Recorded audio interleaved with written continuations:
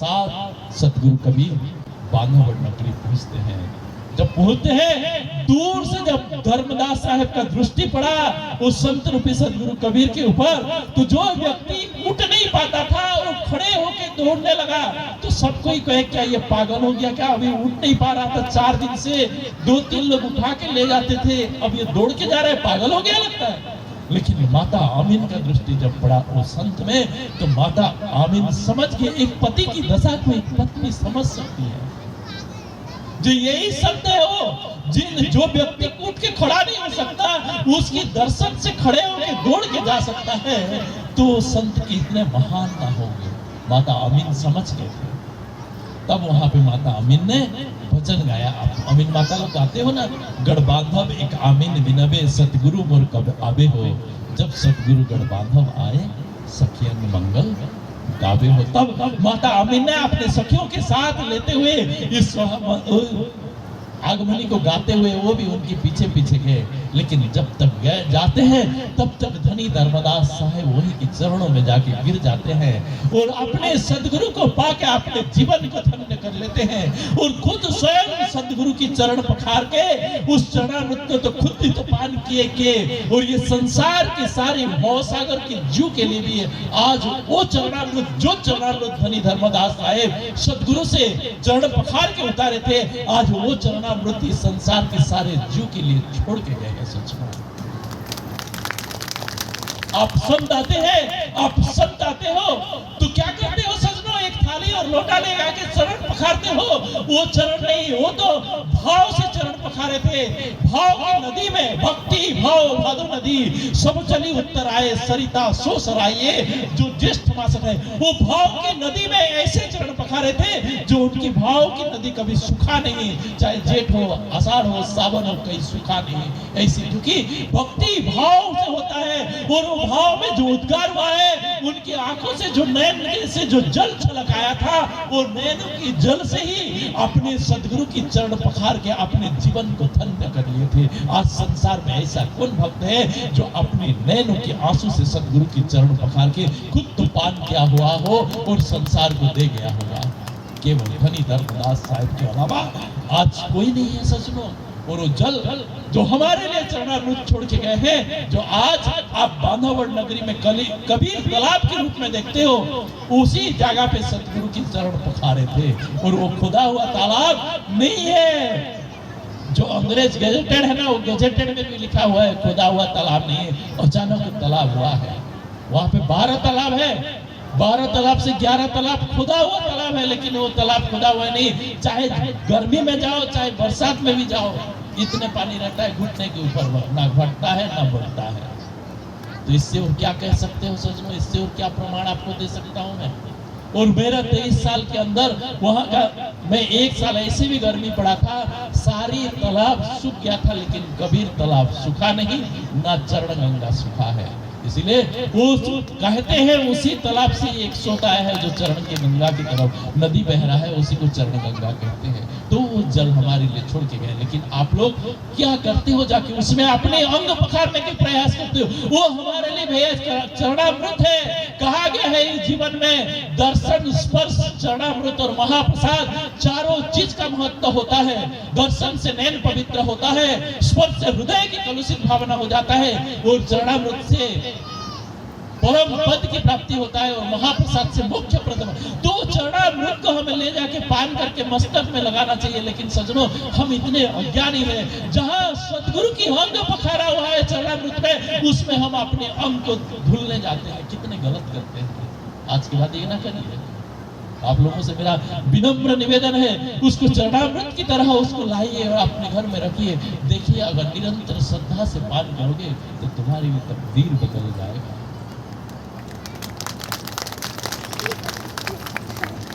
तो धर्मदास साहब ने भक्ति, और वहां पे भक्ति करने के बाद उन्होंने अपने आप को सौंप दिए उनकी शरण में। अब सब बोले अब तो मैं तेरे शरण में हूं, चाहे तू राखे चाहे मारे। तो बोले आज तब कहे, आज से मैं आपको मेरा गुरु मान लिया हूं। ये कहते हैं जे हे करुणा निधान धनी, तुम ही मेरे सतगुरु हो। जो हे करुणा निधान, आप करुणा करके मेरा स्थिति को देख के आप दया करके आए यहाँ, इसीलिए हे करुणा निधान धनी मेरे बस करुणा करके आप मेरे यही नगरी में आए हो, तो आज आप करुणा की धनी हो, इसीलिए आज से मैं आपको मेरे सदगुरु ही मान लेता हूँ। अब मेरे को कुछ नहीं चाहिए। सब कोई पूजे चंद्रमा सूरज, तो मेरे चंद्रमा आप ही हो। हिंदू जावे तीरथ भरत, हिंदू तीरथ भरत, तो मेरा तीरथ तो आप ही हो। मुसलमान पूजे मक्का मदीना, तो मेरा मक्का भी आप ही हो। एक भक्त कह रहा, मतलब एकदम समर्पण भाव से कह रही है कि आज से आप मेरा गुरु है। लेकिन हम कैसे करते हैं? जब तक गले में कंठी ना पहनाएंगे और कानों में नाम नहीं सुना देंगे, तब तक गुरु मानने के लिए तैयार नहीं है हम लोग। मानते हो? नहीं मानते। और हमारे इधर एक प्रवचन चला है, गुरु कौन होता है? एक बात और ले लो, गुरु कौन होता है? मैं महंत बन गया हूं तो मैं गुरु बन जाऊंगा क्या? नाम दे दूंगा तो आप मेरे को गुरु मान लोगे? आज कबीरपंथी लोग इसी भ्रम में भी हो। जिस व्यक्ति से नाम लेते हैं हम उसी शरीर को गुरु मान लेते हैं। एक बात बताओ, मेरे से अगर नाम ले लियो आप, कंठी दया ले लियो और मेरे से नाम लिए हो, तो एक बात आप पे सोचना चाहिए, पढ़े लिखे हो भैया, थोड़ा दिमाग लगाया करो। मैं मेरा क्या दिया हूं जो मैं तुम्हारा गुरु बन सकता हूं? ये बताओ। मैं मेरा कुछ दिया हूं? जो भी दिया हूं सदगुरु का दिया हूं। तो आपका गुरु कौन है? सदगुरु होगा कि मैं होगा? ये बता दो मेरे को। आज ये निर्णय आप लोग कर लेना, मैं अब नहीं करता इसकी चर्चा। कौन होगा? कौन होगा बताओ? क्योंकि सदगुरु का दिए हुआ थे, हमने तो सदगुरु ने दया किया, उनका सहयोग बनाया थे, उनकी दिए हुई चीज को जनमानस तक पहुंचा दो। तो हम उनकी बात को लाके पहुंचा के रख दिए, तो हम हमारा दे दिए क्या? नहीं दिए ना, हम उन्हीं का दिया। तो गुरु कौन होता है? सदगुरु ही होता है। तो ये भ्रम हमारे में बहुत है, और ये भ्रम भी हमें भक्ति की मार्ग में सबसे बड़ा, क्योंकि आज बांध के रख दिए हैं कई लोग जो भैया मैं से नाम डाल लिया है, तो तेरे घर में कार्यक्रम होगा तो मेरे से अलावा दूसरे से कराओगे तो तू गुरु मुख से हट जाएगा। ऐसे ढोंग में बात बांध के रख दिया आज। ये गलत बात है, ये गलत बात है, ये बांध के रख दिए हैं आज। तो ऐसे डरा के भी रख दिए, हम डर के मारे में कुछ नहीं बोलते। अरे हमारा एक ही गुरु है, वो तो सदगुरु है, सबका गुरु है। हमारे भी सदगुरु है, तुम्हारा भी सदगुरु, उसी का दिया हुआ चीज, बस उन्हीं की चीज को आप तक पहुंचा दे रहे हैं। तो हम गुरु कभी हो नहीं सकते, चाहे हजारों जन्म ये संसार में ले ले, हम लोग कभी गुरु बन नहीं सकते। और जो गुरु बनता है वो गुरु नहीं है, महागुरु है। आज मैं स्पष्ट बोल देता हूं।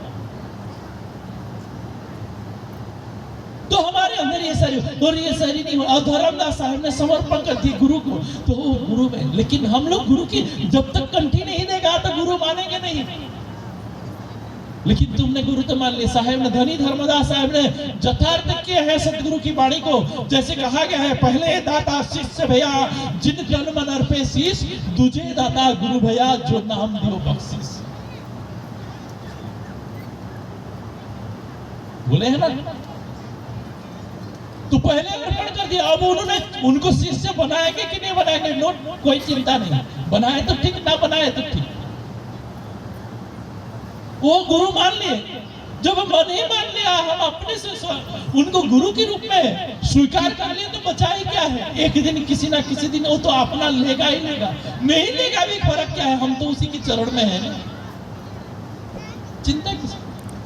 लेकिन आज कोई नहीं है। पहले कोई अर्पण करते हो, तन मन से अर्पण करते हो। एक बात बताओ, कहीं भोग लगा हुआ प्रसाद खाने से क्या हम तर जाएंगे? नहीं तरेगा। अगर हम अपने तन मन से अर्पण करके अपने आप ही उस परमात्मा के शरण में अपने आप को ही प्रसाद बना के चढ़ा देंगे और हम खुद प्रसाद बन जाएंगे, तो वो प्रसाद और ये थाली वाला प्रसाद में अंतर है कि नहीं? तो कौन प्रसाद महान है? आप ही निर्णय करो, मैं नहीं बोलूंगा कौन प्रसाद महान है।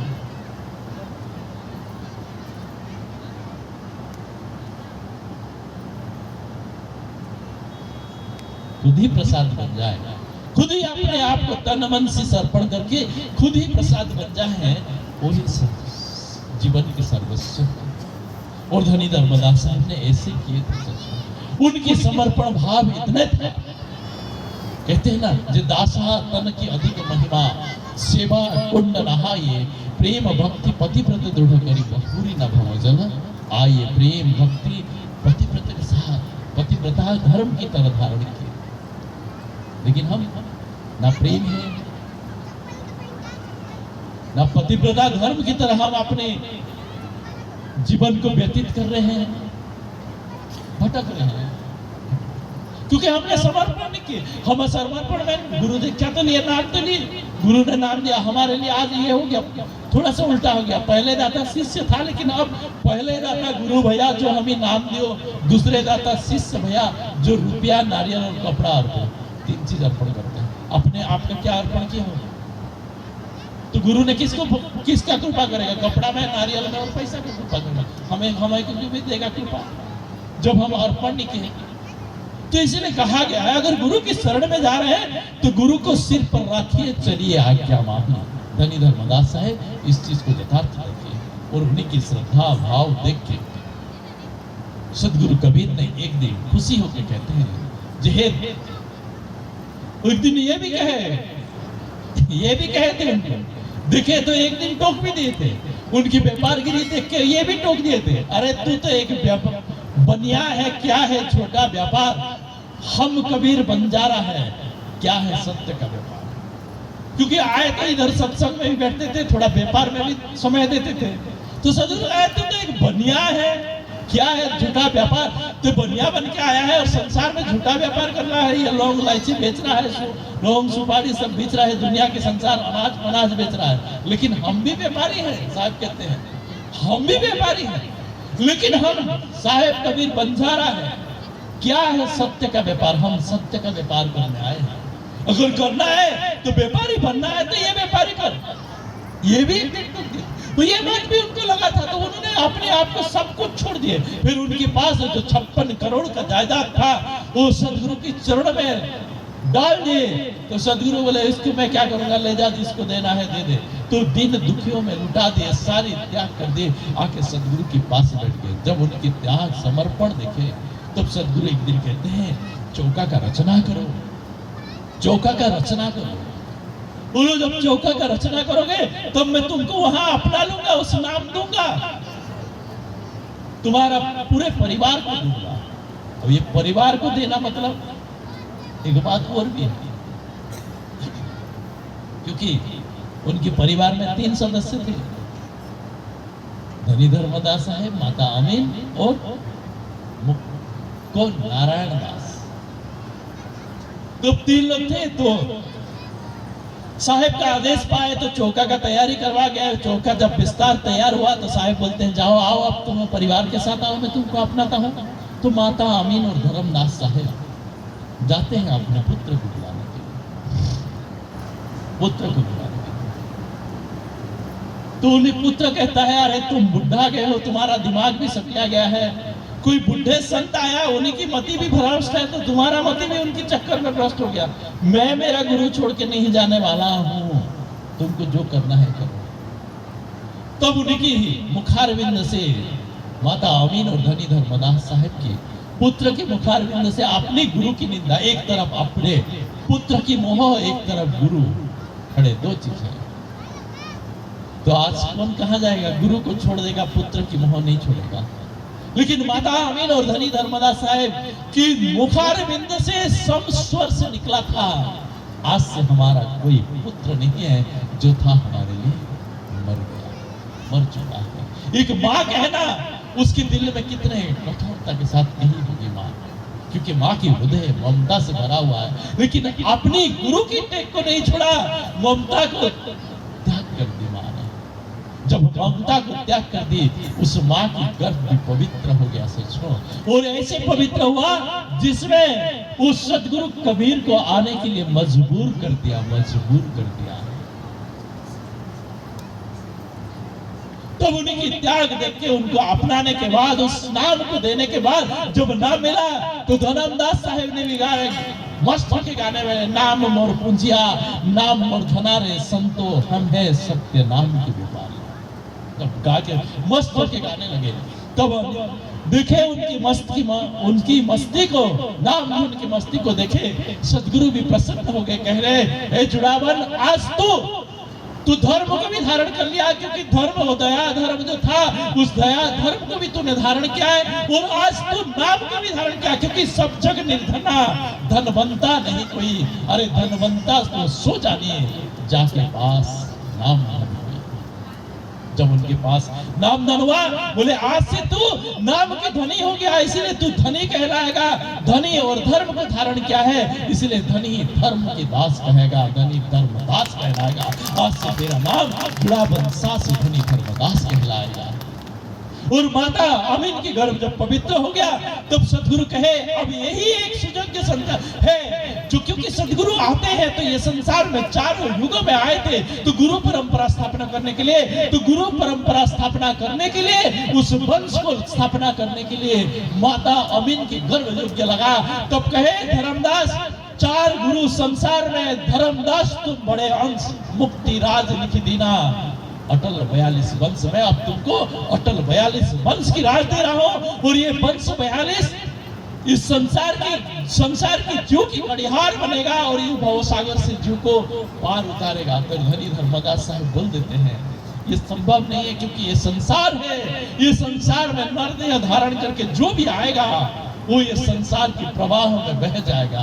तो साहब कहते हैं नरदेह से पंथ चले नहीं भाई, मुझे को भी मालूम है नरदेही से ये पंथ चलेगा नहीं, ताते हम अपने अंश पठाए, हम अपना अंश पठा रहे हैं, क्योंकि कौन सी उस सत्य पुरुष की नौतम सूरत अंश को पठा रहे हैं, जो तुम्हारी घर में आएंगे, और उन्हीं से हुई है 42 वंशा, तुमसे 42 वंश नहीं, तुम्हारे घर में जो नौतम सूरती अंश आएंगे उन्हीं से हुई है 42 वंशा, उनसे 42 वंश का राज चलेगा। और इसीलिए साहब पुनः कहते हैं नर इस वंश को तुम मानव समझिए, क्योंकि वंश 42 हम सही, वंश रूप हमारा या में 2 कर्मानी है, तो बड़े 84 धारा, तो वंश 42 जो होंगे वो हमारे स्वरूप होगा। तो तब भी आप लोग मानने के लिए तैयार नहीं, इतने सुनने के बाद में। आप एक बात बता दो, सदगुरु कबीर साहब आए सजनो, लेकिन माता अमीन और धनी धर्मदास साहब की मुक्ति उन्होंने नहीं किए थे सदगुरु कबीर ने, आपको ये भी बता दो, क्योंकि माता अमीन ने विनती की थी, जे आमीन बिनवे सुनो हो बंदिशोर भवसागर मोहि तारो हो, इतना नहीं हो। माता गाते हो ना आप ये भजन, अंतिम में सदगुरु कबीर साहब क्या कहते हैं भजन में, कहे कबीर सुन आमीन रहो नाम की आस, ये भी नहीं कहे रहो हमारी नाम की आस, नहीं कहे रहो नाम की आस में, जो नाम दिया हो उस नाम की आशा लेके रहो। जीवन पार उतारी है, कौन उतारेगा, उतारी है, ये भी नहीं कहे जीवन पार उतारी है, जीवन पार उतारी है ले चुड़ावड़ी अवतार। जब सत्य पुरुष इस संसार में आएंगे चुड़ावड़ी अवतार से, तभी तुमको ये संसार से जीवन पार उतारेंगे। और सजनों वही हुआ, जब तक मुक्तामणि साहब नहीं आए इस संसार में, तब तक धनी धर्मदास साहब भी संसार त्याग नहीं किए थे, और उन्हीं के सामने त्याग किए, और उन्हीं की करकमल, क्योंकि वो संसार की जीव की मुक्ति की कड़िहार बन जाए। संसार में सत्य पुरुष है, कबीर है, यही तो सबसे बड़ी बेजोड़ परंपरा है, वंश परंपरा, नाद और बिंद की परंपरा है। कोई कहता है हम वंश है, वो बोलते हैं हम नाद, नाद जहां नाद कहां से होता है, नाद और बिंद की हमारी जो सदगुरु कबीर धनी धर्मदास वंशावली प्रतिनिधि सभा जो आज गद्दी दवाखाना में है, ये नाद और बिंद की दोनों की एक अमोल अनमोल परंपरा, जो ये परंपरा नहीं है वो वंश नहीं कहला सकते, क्योंकि वंश आता है एक माता पिता से, और उसके बाद उसी वंश से उसी पिता पिता ही समय आने से गद्दी होने के बाद अपने पुत्र को वही नारियल भेंट के सम्मान करते, नाद और बिंद की परंपरा, शिष्य बनाते हैं। शिष्य बनाते का गुरु गद्दी देने के बाद, वो गद्दी सिर होने के बाद उनको ही सत्य पुरुष वही मान जाते हैं। इससे बड़ी परंपरा और संसार में कौन गद्दी में है? कहीं नहीं है नाद और बिंद का। तो ये बेजोड़ परंपरा, इसलिए कहा गया अगर मुक्ति है तो वंश परंपरा में ही धर्मदास साहेब वंशावली परंपरा से ही है और कहीं नहीं है। इसलिए साहेब ने अंतिम में कहे, हे धर्मदास, तुम्हारी भक्ति इतने सार्थक भक्ति था, अगर आज संसार में कोई व्यक्ति अगर कबीर को पुकारेगा तो उसका मुक्ति नहीं होगा जब तक कबीर के साथ तुम्हारे नाम, मेरे नाम के साथ तुम्हारे नाम का जब तक उच्चारण नहीं करेगा, उस जीव का कभी मुक्ति नहीं होगा। इसलिए सदगुरु कबीर के साथ धनी धर्मदास साहेब जुड़ा हुआ है। इसलिए हम जब भी कहते हैं तो सदगुरु कबीर धनी धर्मदास साहेब के पावन चरणों में साहेब बंदगी, साहेब बंदगी साहेब। तो सज्जनों, ये था अनमोल परंपरा और धनी धर्मदास साहेब की भक्ति की बार कहा। थोड़ा शॉर्टकट में कहें, ज्यादा समय तो नहीं लिए। और भी है, क्योंकि सदगुरु कबीर ने जब से गुरु ने शिष्य को आजमाता है तो कई चीज में आजमाता है, और भी आजमाए हैं।